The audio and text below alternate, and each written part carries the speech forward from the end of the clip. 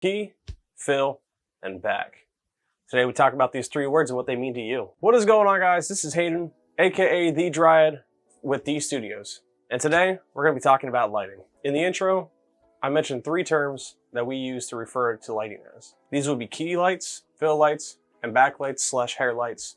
They share the same use, they share different names. Key lighting is the primary light source for your videos. The light is typically placed at a 30 to 60 degree angle from your camera or from whatever device you're using to record. Key lights are used to highlight the form and dimensions of your subject, whether that be you that you're recording, or whether that be a subject that you're recording or taking pictures of for B-roll and all that. An example of key lighting is on your screen now. I'll have it circled so you can see which one it is.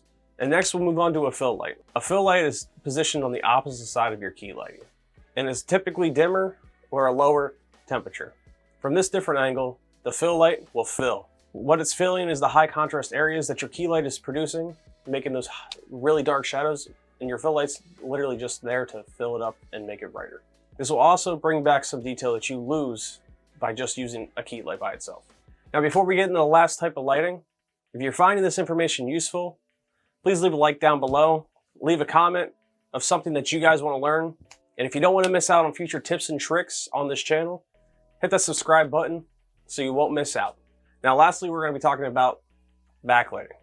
Backlights are also referred to as hair and rim lights. Backlights, rim lights, and hair lights all share the same purpose, relatively the same in practice. Using this form of lighting will help further separate you from your background. I do not have one on. As you can see, my head kind of blends into the background behind me. This will also help promote you to the center of attention to pull away from distractions behind you, like your uncentered backdropping. Now, you don't think I'd end the video here without giving you some examples of lighting that you can buy and you can get for relatively budget and the top end. I'm currently using a softbox kit from SoundDog, which I have a key light and just a fill light. I keep my key light on a white temperature, but my fill light I have on a warmer temperature, so it's a little bit of an oranger one, just to add that fill. I'm also bouncing them off of the ceiling instead of pointing them directly at me, so you don't get as much reflection in my glasses. Now, this kit works the best for me in my scenario, and it's also on the budget side. Now, I'm gonna leave a link in the description below to a softbox kit that's under $100 that has your key light, your fill light, and some sort of hair or rim light.